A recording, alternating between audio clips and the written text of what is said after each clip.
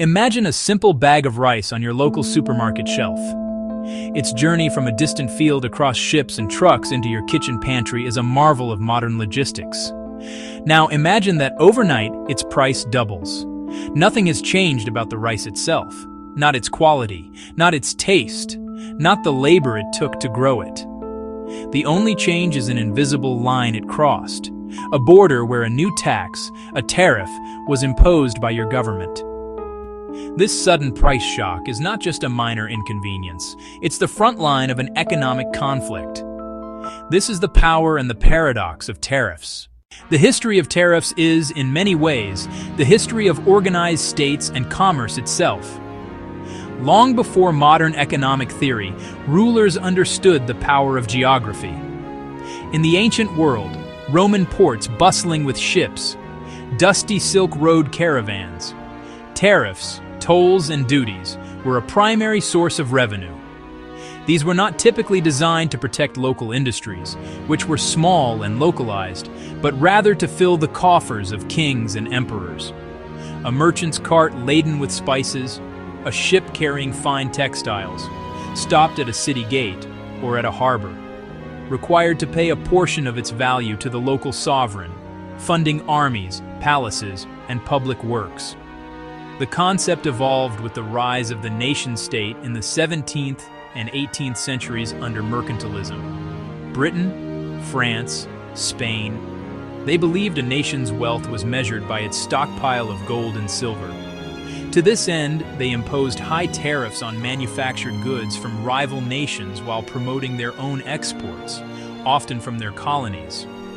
This protectionist mindset aimed to create a trade surplus, ensuring more gold flowed into the country than out.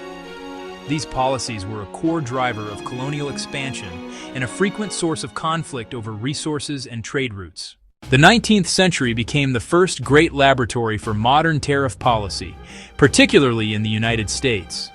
Great Britain began to champion free trade while the United States used high tariffs, such as the Tariff of Abominations in 1828, to shield its fledgling factories in the North from powerful British competition. This became a major point of contention between the industrial North and the agrarian, export-oriented South, contributing to the economic tensions that preceded the Civil War. For much of this century, tariffs were not just an economic tool, but a cornerstone of American identity, funding the federal government before the introduction of the income tax. The 20th century witnessed a dramatic and disastrous experiment with extreme protectionism. In the wake of World War I and the onset of the Great Depression, nations retreated inward. The most infamous example was the United States Smoot-Hawley Tariff Act of 1930, which raised import duties to record levels on over 20,000 goods. It triggered a devastating chain reaction of retaliatory tariffs from other countries. The lesson was brutal and clear. In the post-World War II era, this led to a new consensus, the General Agreement on Tariffs and Trade, and later, the World Trade Organization. These institutions worked for decades to lower trade barriers, ushering in an unprecedented era of globalization. At its most basic level, a tariff is nothing more than a tax levied on a good when it is imported into a country. Imagine a Japanese company that manufactures a high-quality television wants to sell it in the United States for $900. If the United States government imposes a 10% tariff on imported televisions, the importer must pay a $90 tax per unit. That additional cost is almost always passed on, in whole or in part, to the end consumer. The TV that would have been $900 now appears with a price tag closer to $990. The government collects the $90 as revenue. The consumer ultimately foots the bill. This mechanism has two immediate and intended effects. First, it makes the imported good more expensive. That price change is designed to alter consumer behavior. A domestic company producing a similar TV for $950, previously more expensive, is now the cheaper choice. The tariff levels the playing field, even tilting it toward the domestic producer. The hope: consumers choose the American-made TV, boosting that company's sales, encouraging it to hire more workers, stimulating the local economy. Second, the tariff generates revenue for the government. Before income taxes, tariffs were the main funding source for many governments, including the U.S. That revenue can pay for public services like national defense, infrastructure, and social programs. However, the mechanism's simplicity hides complex, unpredictable consequences. The cost isn't always fully passed to consumers. A foreign producer might absorb some of the tariff. Few historical examples illustrate the perils of aggressive tariff policy as vividly as the Smoot-Hawley Tariff Act of 1930. Passed by the United States Congress at the dawn of the Great Depression, its sponsors argued it was a necessary measure to protect American farmers and factory workers from a flood of foreign imports. The act dramatically increased tariffs on thousands of items, pushing the average rate on dutiable imports to nearly 60%. The intent was to encourage Americans to buy American and thus shore up domestic employment. However, the global reaction was swift and furious. Canada, America's largest trading partner, retaliated within days, imposing new tariffs on American exports. Dozens of other countries soon followed suit, erecting their own protectionist walls. The result was a catastrophic collapse of international commerce. U.S. exports fell by over 60% between 1929 and 1932, devastating the very farmers and manufacturers the act was meant to help. The global trade system seized up, transforming a severe recession into a deep and prolonged worldwide depression. The lesson learned was that in a connected global economy, tariffs are not a surgical tool, but a blunt instrument. An attempt to protect one corner of the economy can inadvertently cause immense damage elsewhere, creating a downward spiral of retaliation and mutual economic destruction that leaves everyone worse off.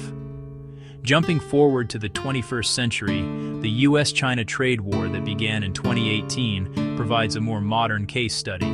The United States imposed tariffs on hundreds of billions of dollars of Chinese goods, citing intellectual property theft and an unbalanced relationship. China retaliated, targeting key American exports like soybeans, pork, and automobiles. Despite their potential downsides, tariffs are not enacted without reason. Proponents argue they are a vital tool for achieving specific and legitimate national objectives. One of the most classic arguments is the infant industry theory. New domestic industries, from tech startups to car manufacturers, cannot compete with established foreign giants. A temporary tariff can act as a protective shield, giving breathing room to grow, scale, and achieve economies of scale, becoming competitive globally. Another justification is protecting domestic jobs, especially when facing low-wage foreign competition. Without relief, factories may close, leading to mass layoffs and community decline. Tariffs become a visible way to fight back, accepting higher consumer costs to save livelihoods. Tariffs can also serve national security, ensuring domestic capacity for steel, advanced chips, or medical supplies.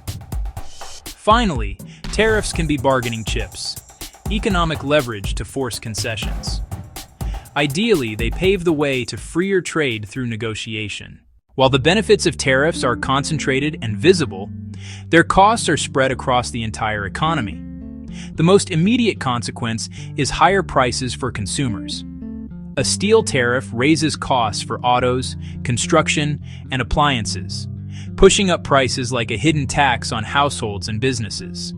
Shielding firms can reduce pressure to innovate, lowering quality and choice. Perhaps most dangerous, retaliation turns tariffs into trade wars. The initial help can backfire, hurting exporters and jobs elsewhere. The enduring debate reveals a truth. Tariffs are a tool, not a panacea. Their effect depends on context, skill, and intent. The challenge is walking between valid protection and harmful protectionism. Targeted, temporary, well-justified tariffs can serve a strategic purpose. Use them narrowly, with an exit plan, especially against unfair practices. In an interconnected world, Durable prosperity comes from stable, rules-based trade, and tariffs handled with extreme caution.